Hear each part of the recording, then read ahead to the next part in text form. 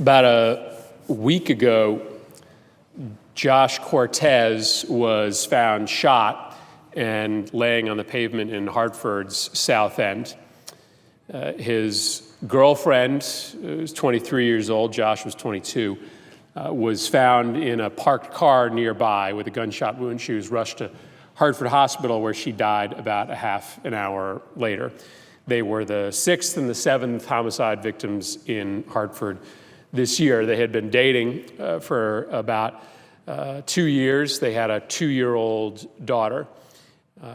He had just celebrated his 22nd birthday, and his cousin said, in remembrance, that Josh was a great kid. Talked about how he had gone through some real tough times, but he had turned around his life for the better. He had a rough start, his cousin said, but he was doing a complete 360 for his baby girl. He was just wrapping up a jail diversionary program at the time of his death, his cousin said. He was, quote, committed to the program, making every appointment and following every regulation.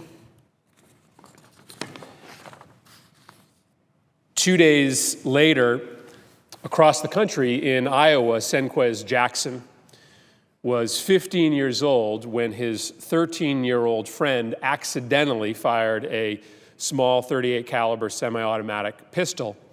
His friend thought that the gun was unloaded when he pulled the ammo clip from the handle. He killed his friend, Senquez, who was 15 years old. Now that 13-year-old boy has been charged with involuntary manslaughter.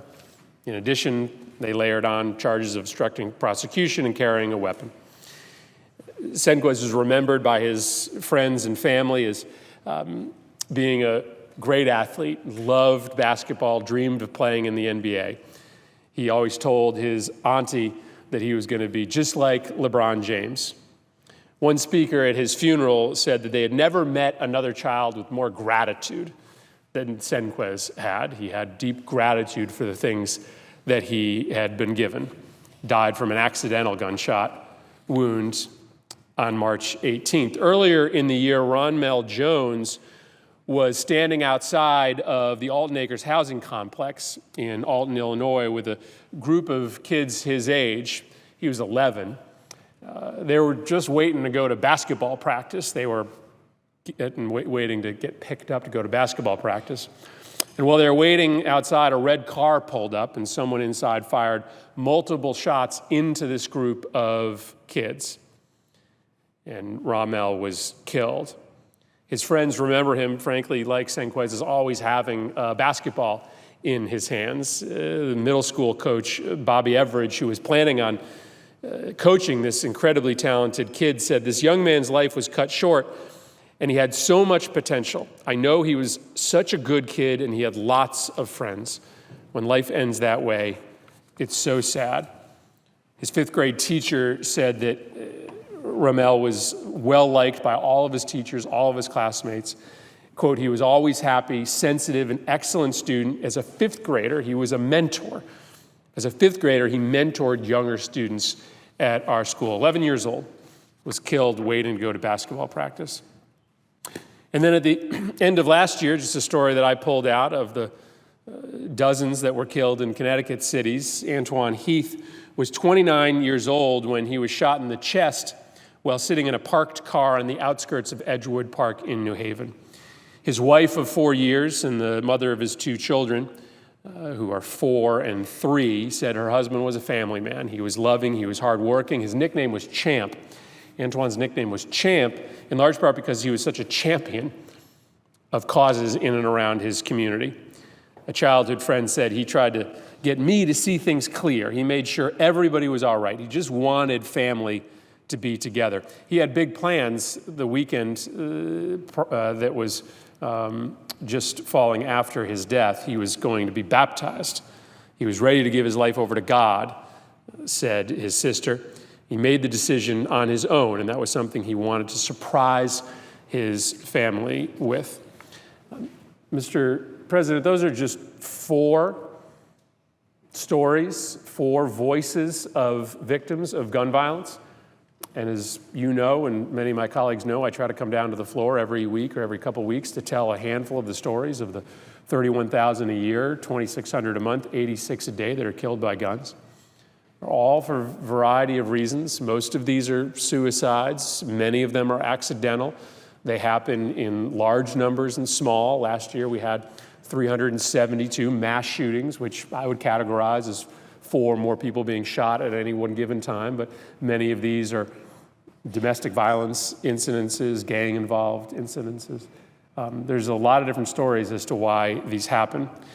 But Mr. President, I wanted to come down to the floor and talk for a moment today on a specific aspect of our path forward on addressing gun violence. Tomorrow, Senator Cassidy and I are going to host a summit here in Washington on mental health reform. Senator Cassidy and I, with the help of 16 of our colleagues, 8 Democrats and 8 Republicans, have introduced a bipartisan comprehensive mental health reform act that we think, if it's passed, is going to really dramatically improve the experience of individuals who are trying to seek help for their mental illness.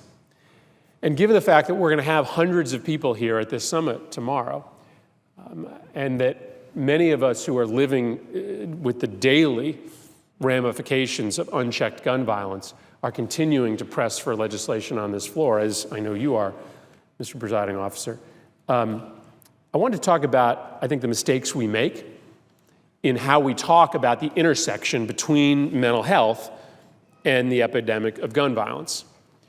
And I'll talk about it for a second through the lens of Sandy Hook. On the same day that Adam Lanza walked into Sandy Hook Elementary School and murdered 26 children and educators, another mentally ill man in Henan, China, walked into a school and attacked 22 students, almost the same number.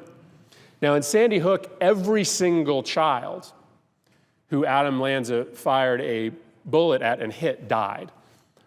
In China, every single student survived.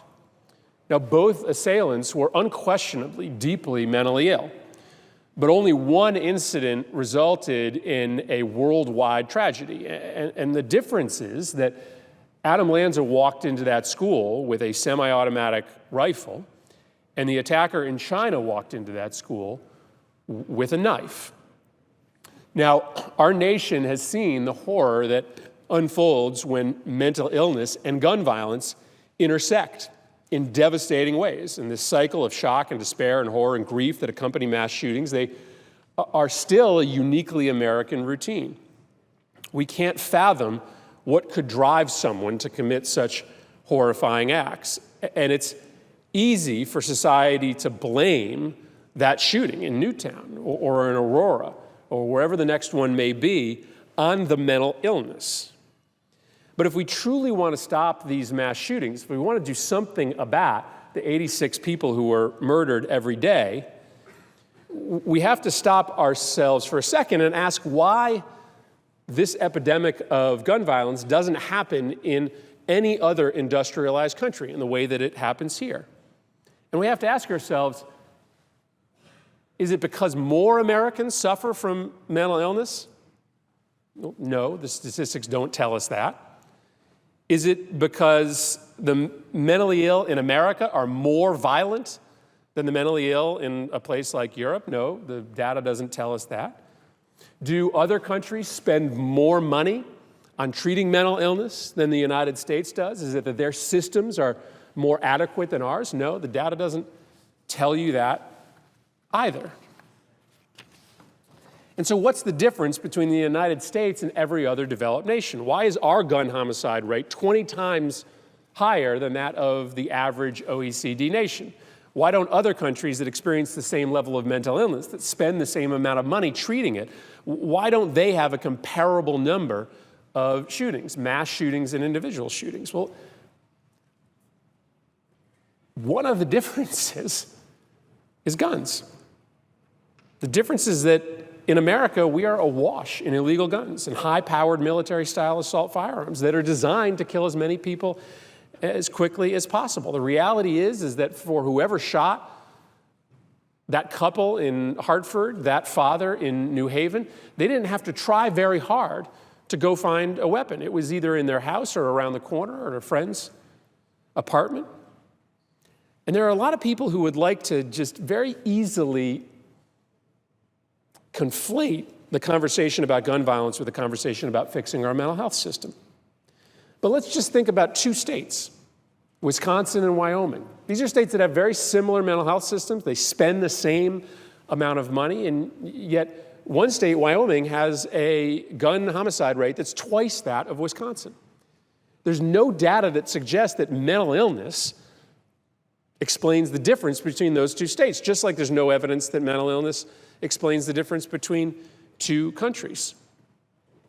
And so this argument about an inadequate mental health system being the reason for epidemic rates of gun violence, it's become just a very convenient political feint that's perpetrated by people who don't want to get to the question of whether or not our gun laws have something to do with these epidemic murder rates.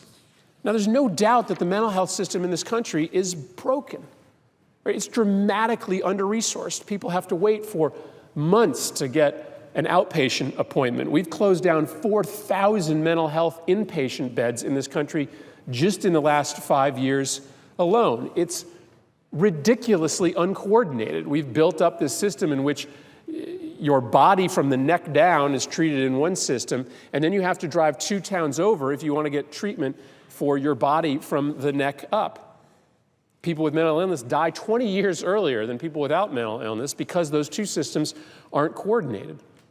The stigma is still crippling around mental illness. And though we passed a law that requires insurance companies to say on your statement of benefits that you have coverage for mental illness, everybody knows that when you actually try to access those benefits, the insurance companies put up bureaucratic hurdles in front of you actually getting reimbursed for mental health care that they never would if you were trying to get reimbursed for a broken leg or for heart surgery.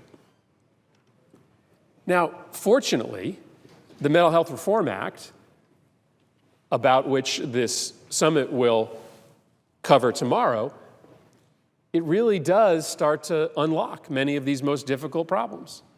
The Mental Health Reform Act will properly capitalize our mental health system by putting back into it funding for inpatient beds and starting to marry together the physical health system with the mental health system. It attacks this stigma by requiring insurance companies to administer benefits in the spirit of parity, not just say that you have a mental health benefit. It invests in prevention and early intervention and treatment so that we're not just hitting the problem at the back end. It gets at some tough issues like how our HIPAA laws, unfortunately, stand in the way of caregivers actually being part of the treatment plan for their seriously mentally ill young adults.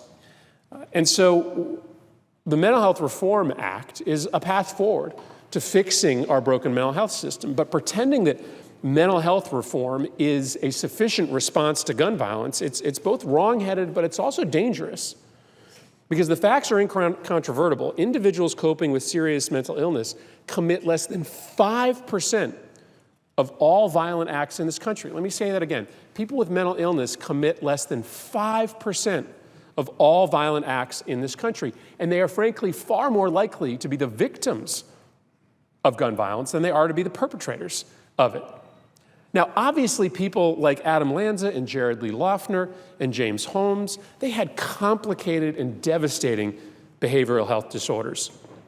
But there are Adam Lanzas and Jared Lee Loughners and James Holmeses in every other country in the world. But in these other societies, mental illness doesn't lead to mass murder. Something is different in America, through which people that are coping with mental illness turn to a weapon.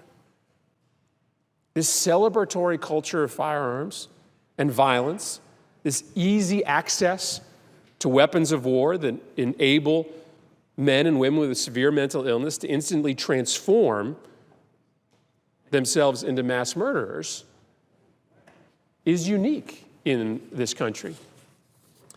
And even if Congress passed a bill today that magically eliminated all mental illness in the United States, our country would still have more gun violence and shooting deaths than any other country in the developed world, given that only 5% of these crimes are perpetrated by people with severe mental illness. Curing mental illness would be a remarkable achievement, but it wouldn't solve this problem.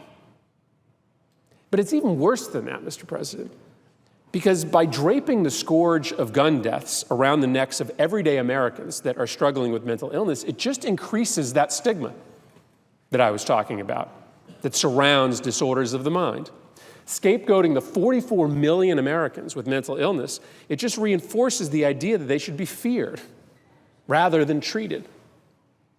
Now, we have a mental health crisis in this nation, and we have a gun violence crisis as well. Now, these two epidemics overlap. There's no doubt about that. But solving one, the mental health epidemic, doesn't solve the other.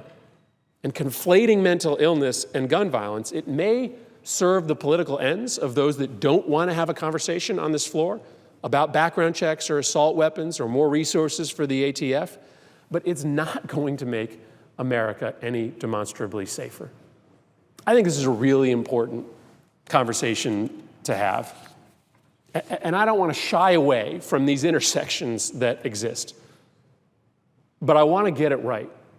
And in the end, I want this body to commit itself to solving our mental health crisis and then doing what is additionally necessary to do something about the 31,000 a year, the 2,600 a month, and the 86 a day that are killed by guns in this country.